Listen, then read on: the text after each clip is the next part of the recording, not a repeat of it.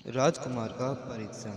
महात्मा बुद्ध से संबंधित ये एक कहानी है जो आज की इस वीडियो के अंदर मैं आपके साथ शेयर करने वाला हूँ। बुद्ध के पास एक राजकुमार दीक्षित हो गया है। भिक्षा के दूसरे दिन किसी श्राविका के घर उसे भिक्षा लेने बुद्ध ने भेज दिया। वह वहाँ गया। रास्ते में दो तीन घटनाएं ऐसी घटी। लौटते समय उनसे वह बहुत परेशान हो गया। रास्ते में उसके मन में ख्याल आया कि मुझे जो भोजन प्रिय है वे तो अब नहीं मिलेंगे। लेकिन श्राविका के घर जाकर पाया कि वही भोजन थाली में था जो उसे बहुत प्रिय था। जो उसे बहुत प्रिय है। वह बहुत हैरान हुआ। फिर सोचा शायद कोई संयोग होगा। जो मुझे पसंद है वही आज इन्होंने बनाया होगा। वह भोजन करता है। तभी उसे ख्याल आया कि रोज तो भोजन करने के बाद मैं विश्राम करता था 2 घड़ी। आज तो फिर धूप में वापस लौटना ही पड़ेगा।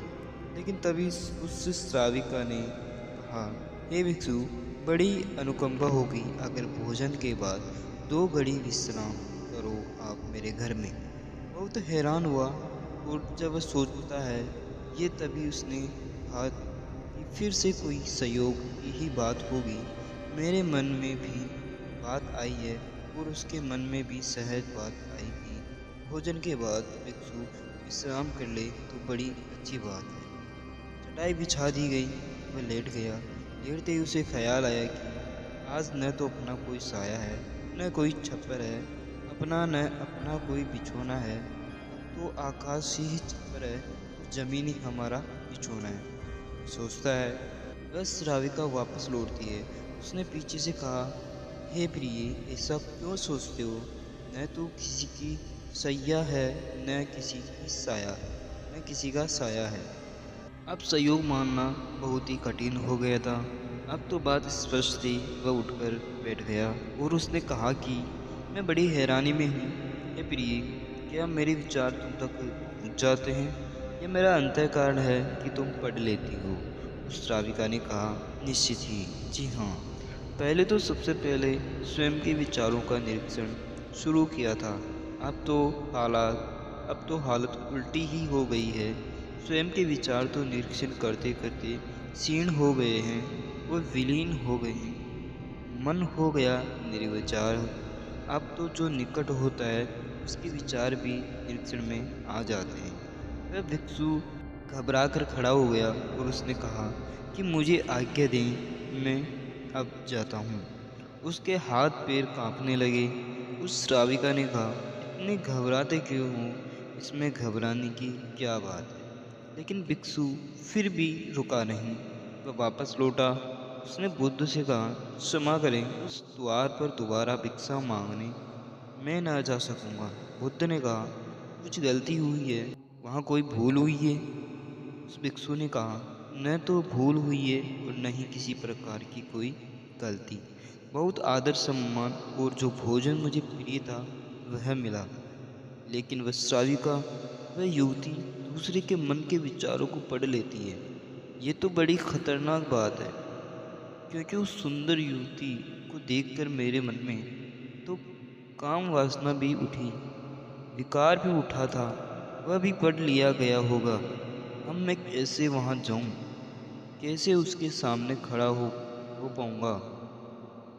मैं नहीं जा सकूंगा, मुझे क्षमा करें। बुद्ध ने कहा, वहीं जाना पड़ेगा।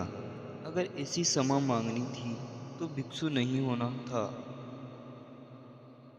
जानकर वहां भेजा है और जब तक मैं न रोकूंगा तब तक वहीं जाना पड़ेगा। महीने 2 महीने, वर्ष 2 वर्ष निरंतर यही तुम्हारी साधना है। लेकिन होश पूर्वक जाना, भीतर जागे हुए जाना और देखते हुए ही जाना कौन से विचार उठते हैं, कौन सी वासनाएं उठती है। और कुछ भी मत करना, लड़ना मत, जागे हुए जाना, देखते हुए जाना कि भीतर में क्या क्या उठता है, क्या नहीं उठता है। बस दूसरे दिन भी वहीं गया। सोच ले उसकी जगह आप ही जा रहे हैं और वह श्राविका आपका मन पढ़ लेती है। और वह बहुत सुंदर है, बहुत आकर्षक है, बहुत सम्मोहक है और वह मन पढ़ लेती है आपका। हाँ, मन पढ़ती होती ये आपको पता न होता तो फिर मन में आप कुछ भी करते। आज क्या करेंगे? आज आप ही जा रहे हैं उसकी जगह भिक्षा मांगने। रास्ते पर आप हैं, वह भिक्षु बहुत खतरे में है। अपने मन को देख रहा है, जागा हुआ है।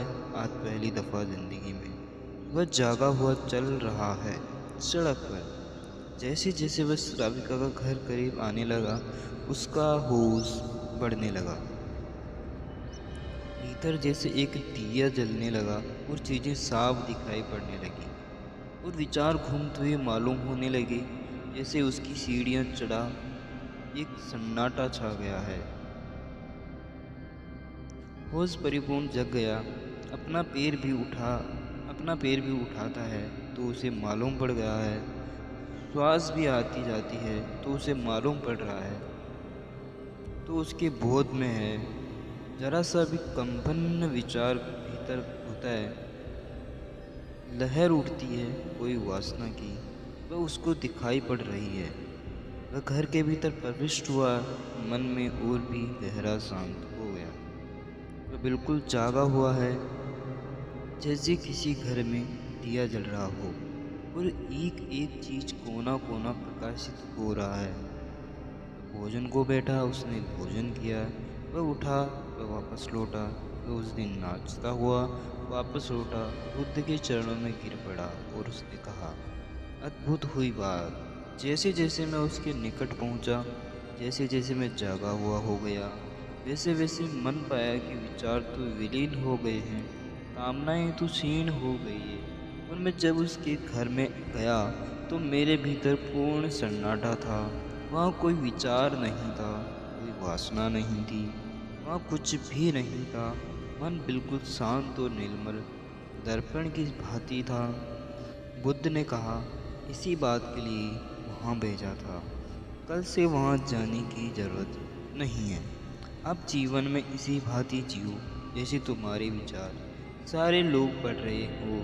अब जीवन में इसी भांति चलो जैसे जो भी तुम्हारे सामने है वह जानता है, तुम्हारे भीतर देख रहा है। मतलब इस भांति भीतर चलो और भीतर जागे रहो। जैसे जैसे जागरण बढ़ेगा वैसे वैसे विचार वासनाएं क्षीण होती चली जाएगी।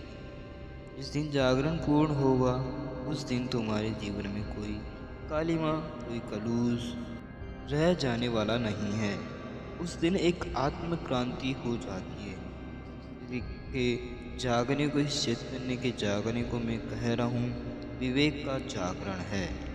दोस्तों, ये वीडियो और ये ऑडियो बुक आपको कैसी लगी कमेंट करके ज़रूर बताना।